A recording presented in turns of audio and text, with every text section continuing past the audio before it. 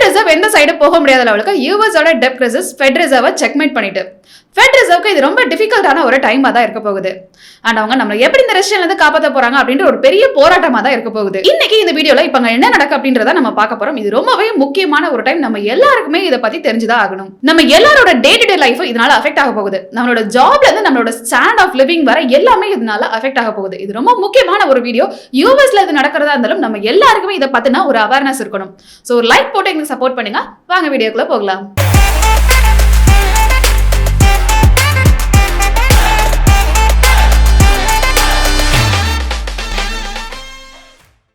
இது வரைக்கும் நமக்கு தெரிஞ்சது 40 வருஷத்துல இல்லாத ஹையஸ்ட் இன்ஃப்ளேஷன் லெவல் தான் நம்ம இப்போ ஃபேஸ் பண்ணிட்டு இருக்கோம். இதனால இன்ட்ரெஸ்ட் ரேட் எல்லாமே வந்து ராக்கெட் ஸ்பீட்ல வந்து ஏறிட்டு போயிட்டு இருக்குது. அண்ட் ஆல்சோ யூஎஸோட டெப் ரேட்டுமே வந்து $31 trillion வந்து இருக்குது. இது எதுவுமே குட் நியூஸ் இல்ல. பட் இது எல்லாத்துக்குமே ஏதோ கனெக்ஷன் இருக்க மாதிரி தான் தெரியுது. இதனால நமக்கு என்ன, நம்ம ஏன் இதெல்லாம் கேர் பண்ணிக்கணும்? இதுல இருக்க கனெக்ஷன்லாம் தெரிஞ்சுக்கணும்னா நம்ம இதுக்கு முன்னாடி ஹிஸ்டரியில் என்ன நடந்துச்சு அப்படின்றத தெரிஞ்சுக்கணும். பிகாஸ் நம்ம அதை ஆல்ரெடி ஃபேஸ் பண்ணி அதை கடந்து தான் வந்திருக்கோம். லேட் 1970s யூஎஸோட இன்ஃப்ளேஷன் லெவல் 11% வந்து இருந்துச்சு. இதனால யூஎஸோட டாலர் சிஸ்டம்க்கு ஒரு பெரிய ஆபத்தா வந்து இருந்துச்சு. அப்ப யூஎஸோட பிரசிடென்டா இருந்த ஜிம்மி கார்ட்டர் 1979ல பால் வாக்கரை வந்து ஃபெட் ரிசர்வோட சேர்பர்சனா வந்து அப்பாயிண்ட் பண்ணாரு. அந்த டைம்ல பால் வாக்கர் வந்து யாரும் நினைச்சு பார்க்க முடியாத லெவலுக்கு இன்ட்ரெஸ்ட் ரேட்டை 20% ஆக்குனாரு. இப்போ நீங்க ஏதோ ஒண்ணு அடமான வச்சிருக்கீங்க, அதை நீங்க திருப்பி எடுக்கணும் அப்படின்னா அதுக்கு நீங்க இன்ட்ரெஸ்டா 20% பே பண்ணணும். அப்ப அந்த சிச்சுவேஷன் எப்படி இருக்கும் நீங்க நினைச்சு பாருங்க. இன்ட்ரெஸ்ட் ரேட்டை 20% ஆக்குனதுனால அதுக்கு நிறைய பேர் வந்து எதிர்ப்பு தெரிவிச்சாங்க. இன்ஃப்ளேஷனை கண்ட்ரோல் பண்ணா அதுக்கு சரியான வழி இதுவா தான் இருந்துச்சு. இன்ட்ரெஸ்ட் ரேட்டை ஹைக் பண்ணதான் இன்ஃப்ளேஷனை கண்ட்ரோல் பண்ண முடியும் அப்படின்னு பால் வாக்கர் அவரோட முடிவுல வந்து ரொம்பவே ஸ்டபர்னா இருந்தாரு.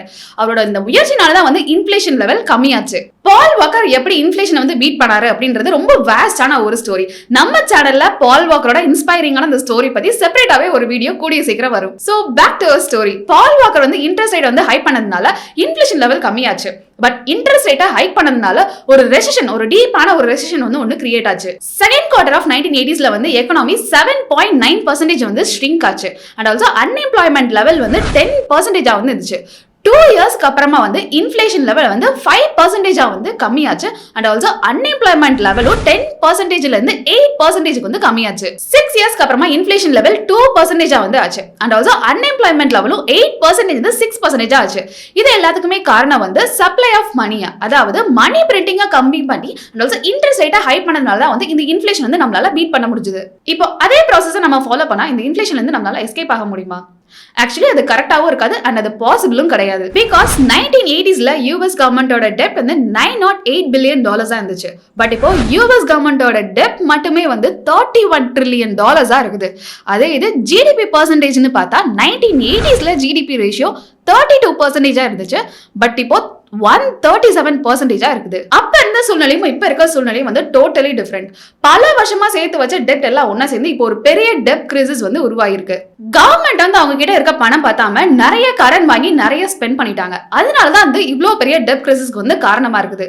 சோ நமக்கு தெரிஞ்சது எல்லாமே இப்போ இன்ஃப்ளேஷன் லெவல் ரொம்பவே ஹையா இருக்கு. அந்த இன்ஃப்ளேஷனை கம்மி பண்ணணும் அப்படின்னா வந்து இன்ட்ரெஸ்ட் ரேட்டை வந்து ஹைக் பண்ணி தான் ஆகணும். இப்போ அவங்க இன்ட்ரெஸ்ட் ரேட்டை ஹைக் பண்ணதுனால இது நம்மளோட எக்கானமியை தான் வந்து ஸ்லோ டவுன் பண்ணும். அதாவது இன்ட்ரெஸ்ட் ரேட்டை ஹைக் பண்ணதுனால நம்ம மக்களோட டிமாண்ட் எல்லாமே வந்து கம்மியாகும். யூஎஸ் கவர்மெண்ட்டுக்கு வந்து $31 trillion வந்து கடன்ல இருக்குது. யாரெல்லாம் அவங்க கடன் வாங்கியிருக்காங்க அப்படின்னா வந்து நிறைய ரிச் பீப்புள்ஸ் வந்து கவர்மெண்டோட டெப்ட்ஸை வந்து ஓன் பண்ணிருக்காங்க. Corporations, foreign countries, pensions funds இந்த மாதிரியான எல்லாத்துக்குமே வந்து யூஎஸ் கவர்மெண்ட் வந்து கடன் பட்டிருக்காங்க. சோ யூஎஸ் கவர்மெண்ட் இவங்க எல்லாம் கடன் வாங்கினதுனால கவர்மெண்ட்டுமே வந்து இன்ட்ரெஸ்ட் பே பண்ணி தான் ஆகணும். இப்போ ஃபெடரல் ரிசர்வ் வந்து இன்ட்ரெஸ்ட் ரேட்டை வந்து ஹைக் பண்ணாங்க அப்படின்னா இது யூஎஸ் கவர்மெண்ட் தான் வந்து அஃபெக்ட் பண்ணும். அண்ட் யூஎஸ் கவர்மெண்ட் இதுல இருந்து எஸ்கேப் ஆக முடியாது. எவ்ரி 1% இன்ட்ரெஸ்ட் ரேட்ல இன்க்ரீஸ் ஆகிறப்போ எக்ஸ்ட்ரா $310 billion யூஎஸ் கவர்மெண்டோட டெப்ட்ல வந்து ஆட் ஆன் ஆகுது. லாஸ்ட் இயர் 2021 ஃபெடரல் கவர்மெண்ட்டுக்கு $4 trillion வந்து இன்கம் கிடைச்சிருக்கு.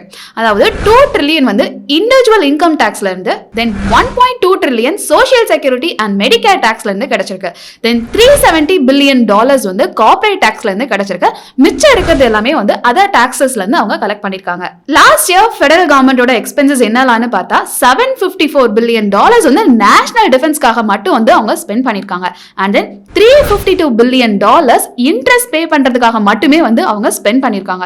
பட் இது இன்ட்ரெஸ்ட் வந்து 0.25% இருக்கப்போ, பட் அதுவே இன்ட்ரெஸ்ட் ரேட் இன்க்ரீஸ் ஆகி எவ்ரி 1% இன்க்ரீஸ்க்குமே வந்து யூஎஸ் கவர்மெண்ட் எக்ஸ்ட்ராவா $310 billion அவங்க பே பண்ண வேண்டியது இருக்கும். அதாவது இன்ட்ரெஸ்ட் ரேட் இன்க்ரீஸ் ஆக யூஎஸ் கவர்மெண்டோட எக்ஸ்பென்சஸும் வந்து இன்க்ரீஸ் ஆகும். சோ பால் வாக்கர் ஃபெட் ரிசர்வோட ஃபெடோட சேர்பர்சனா இந்த பீரியட்ல வந்து இன்ட்ரெஸ்ட் ரேட்டை 20% ஹைக் பண்ணதுனால வந்து ஒரு ஃபிளெக்சிபிலிட்டி வந்து இருந்துச்சு. பிகாஸ் அப்போ கவர்மெண்டோட டெப் ரேட் வந்து கம்மியா இருந்துச்சு. பட் இப்போ அப்படி கிடையாது. கவர்மெண்ட்டுக்கே வந்து அதிகமான கடன் வந்து இருக்குது. ஸோ இன்ட்ரெஸ்ட் ரேட்டை ஹைக் பண்ணா வந்து கவர்மெண்ட்டும் சேர்ந்து தான் வந்து அஃபெக்ட் ஆகும். இதுல இருந்து அவங்க எஸ்கேப் ஆகவும் முடியாது அண்ட் எந்த சைடும் நகரவே முடியாது. யூஎஸோட டெப் கிரைசிஸ் வந்து கவர்மெண்ட்டை வந்து செக்மேட் பண்ணிட்டு இது எப்படி முடிவுக்கு வரும் அப்படின்னா ஃபெடரல் ரிசர்வ் அவங்களோட நியூ இன்ஃபிளேஷன் டார்கெட்டை வந்து கொண்டு வரணும்.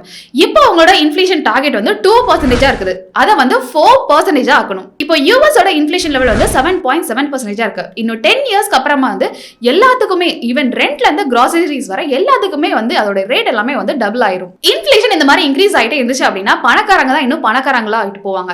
அண்ட் ஆல்சோ இவங்க ரிச் அண்ட் புவர் இவங்களோட நடுவில் இருக்கிற வெல்த் கேப்பும் வந்து இன்க்ரீஸ் ஆகும். ஸோ ஃபைனலா இன்ஃபிளேஷன் லெவலை கம்மி பண்ணா ஃபெடரல் ரிசர்வ் வந்து ரெண்டு ஆப்ஷன் தான் இருக்கு.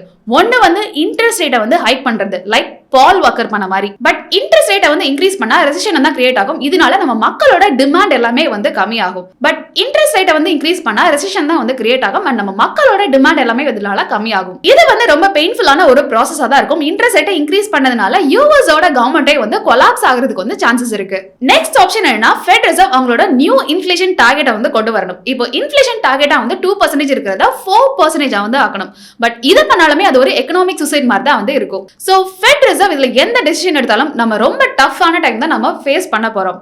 ஸோ இந்த வீடியோ வந்து உங்களுக்கு பிடிச்சிருந்துச்சு அப்படின்னா லைக் பண்ணுங்க, உங்க ஃப்ரெண்ட்ஸ் எல்லாத்துக்குமே வந்து ஷேர் பண்ணுங்க, மறக்காம நம்ம சேனலை வந்து சப்ஸ்கிரைப் பண்ணுங்க.